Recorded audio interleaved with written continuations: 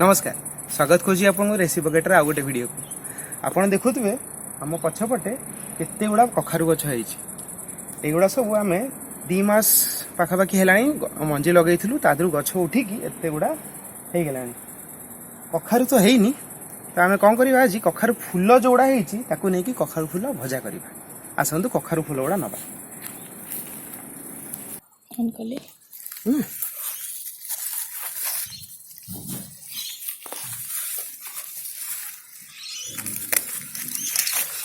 हाँ यहाँ है कखारु फूल आसतु आउ देखिए आउ कौटी कौटी एठी गोटे ये दीटा है देख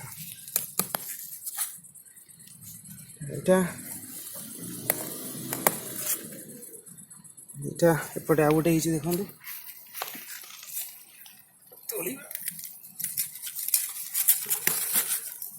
हाँ ये देखो ये गोटे कखारु भी है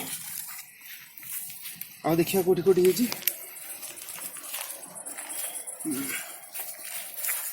आ गोटे आ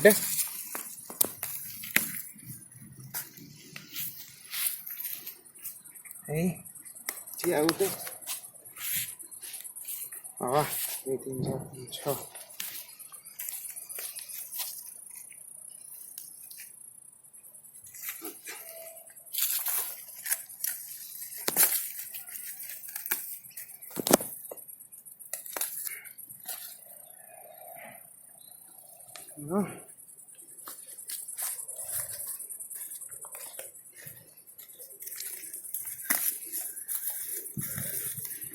देखुं पाखापाखि 10टा कखारु फूल बाहरला या आम धोईकी या बरा बनवा एबे आम कौन करवा ये जो फूल गुड़ा आनीचे यार डेम्फ गुड़ा छड़ेदब आ बाकी जो जिन गुड़ा ये गुड़ा लंबा लंबा गुड़ा अच्छे गुड़ा भी छड़ेदब ठीक अच्छे रखिले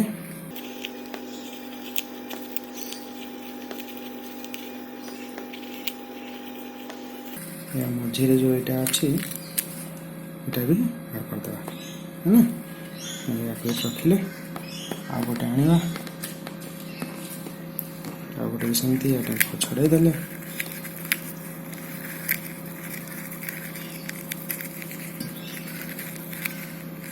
साइड जोड़ा बाहर से छड़ेले आउ मझे को छड़ेदेले है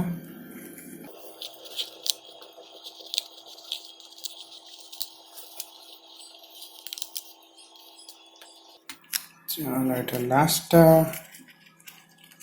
ऑलमोस्ट रेडी हो गला खाली भीतरटा छड़वा छड़ले चलो हो गला एबे गोटे कंसारे पानी नबा है आउ से हलदी पकईकी ये सब गुड़ा भलसे 5 मिनट पर्यंत भिजे दवा है से कौन हम सब धूली माटी सब बाहर जीव आदि पोक पोक थे से भी बाहरी जीवे है आम गोटे बड़ जगार कंसारे कि बड़ जगार पानी फुल करदे है आउ गोटे चामच हलदी पकेवा आपको भलसे गोलेदवा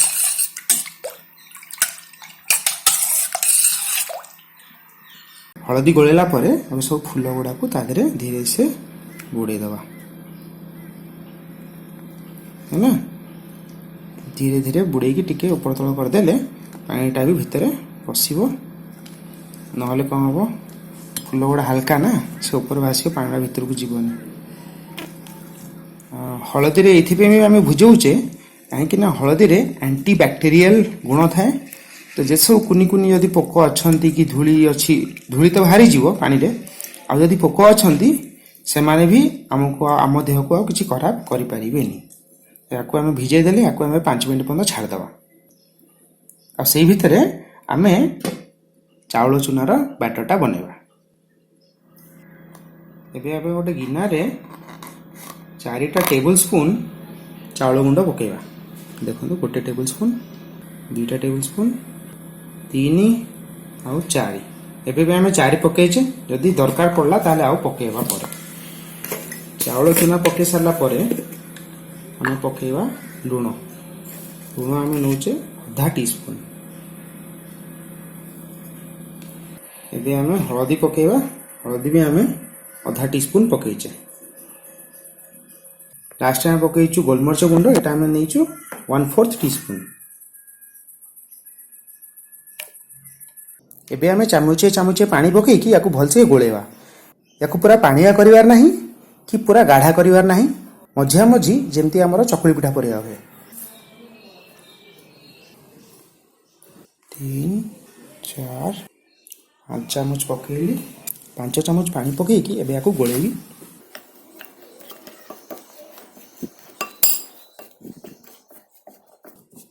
हरी पानी दरकार हबो।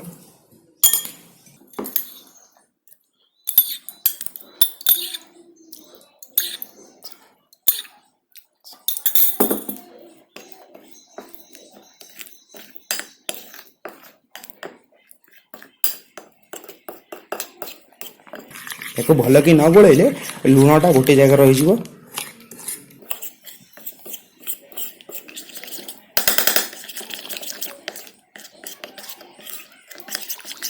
देखंतु केमती हे गई छी।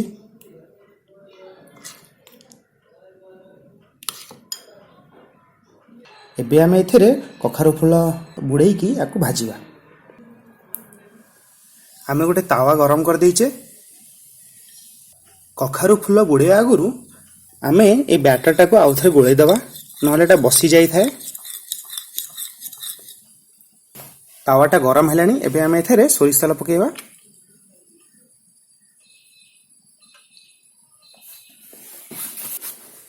देखंतु आमे एथिरे बुड़ौचे।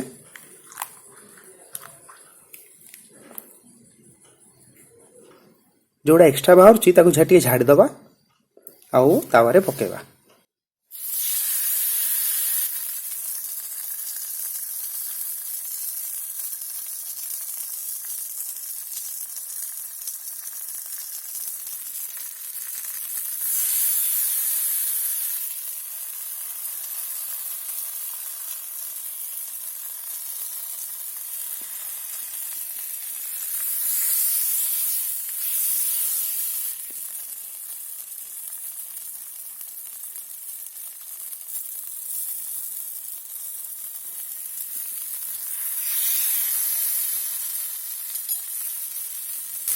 एबे आपू 2 मिनट भाजिया को छाड़ दबा।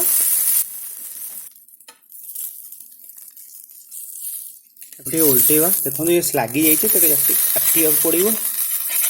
काटिक आपको उल्टे दवा।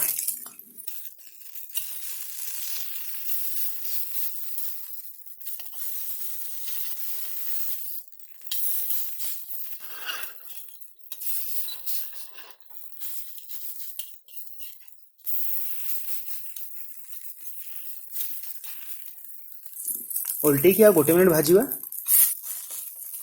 या उल्टे की देखिए हेलानी कि नहीं। देखो एपटा भी हो आसलानी और टिके हम उल्टा कला परे आउ टिके तेल भी पकई पारे, किंतु मु पकईनी, सेमती ही करने ट्राए करुच्ची। देखो हो गलानी, बाहर करदवा।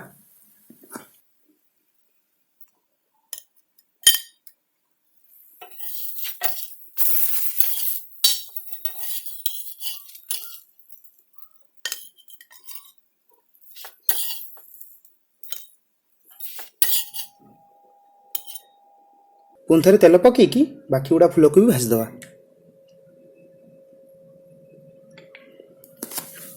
तेल को टिके स्प्रेड करदवा।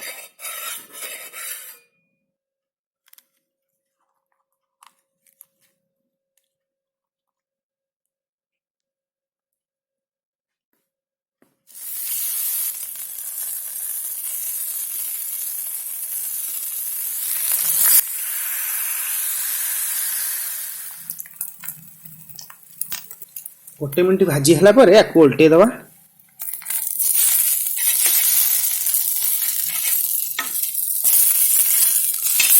देखो हो गलानी।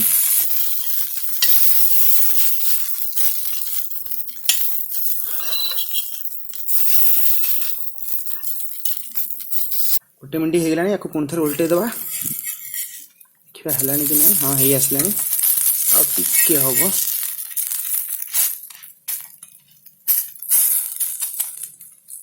ଏଗୁଡ଼ା ଏବେ ହେଇଗଲାଣି, ଆକୁ ବାହାର କରିଦେବା।